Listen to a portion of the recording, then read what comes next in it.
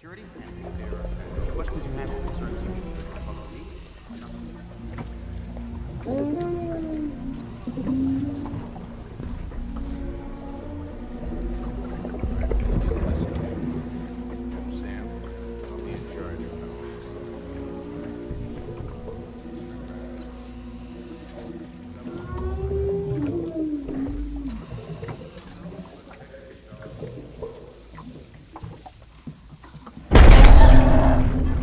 Get them out.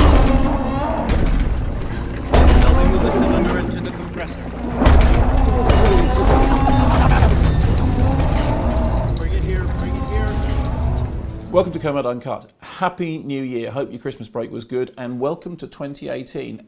I have to say, on the basis of the films coming up in the next couple of months, 2018 is looking pretty good. And at this point, I usually like to look forward to what's coming up in the year. Because schedules change so much, I'm looking about as far ahead as June. But here are some of the treats coming your way in 2018, some of the films that I am most looking forward to. We are looking at the collapse of Western Europe in the next few days. So in January and February, we have a whole bunch of awards contenders. There is, of course, Darkest Hour, starring Gary Oldman as Churchill. Also coming our way, 3 Billboards Outside Ebbing, Missouri, which everybody says is brilliant, starring Frances McDormand. We have The Post, which I'm sure you've heard about, starring Meryl Streep and Tom Hanks. And Downsizing, the new film from Alexander Payne. All of these are awards contenders, but the real treat that I'm looking forward to is Lady Bird, directed by Greta Gerwig, which is already getting fantastic reviews. People who've seen it say it's absolutely wonderful. Perhaps nothing completely original. It's not a game changer, but everyone says it's a really, really interesting film. On from there, The Phantom Thread, directed by Paul Thomas Anderson. Johnny Greenwood came on the MK3D show that I do at the BFI and talked about working with Paul Thomas Anderson. It's fascinating. They have a really, really interesting relationship, and he talked about that film just being locked. We also have, coming in the fairly near future, You Were Never Really Here, which Johnny Greenwood scored for Lynn Ramsey. And again, he showed a couple of scenes from You Were Never Really Here, and I'm really looking forward to that. Looking a little bit further forward, we have Journeyman, passion project for Paddy Considine. I'm a really big fan of his. I've read some very interesting reports about it, so I'm looking forward to Journeyman. I swore I'd keep you safe, and I will. You can't keep me in a cage. There is, of course, 50 Shades Freed. To love you faithfully. Let's wait and see. Maybe it'll be a masterpiece. But coming up on the horizon, I, Tonya, which is the story of Tonya Harding with an absolutely barnstorming central performance by Margot Robbie. I've already seen I, Tonya, and it's really terrific. I can't wait to see it again. I can't wait to review it. Confess him.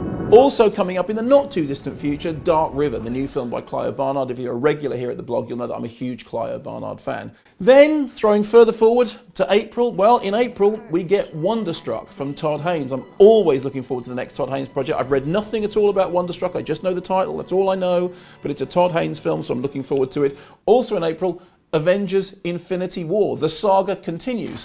Then, on to June, we get Deadpool 2. Jurassic World Fallen Kingdom, Ocean's 8, and On Chesil Beach. A really diverse smorgasbord of stuff. And then into July, The Incredibles 2,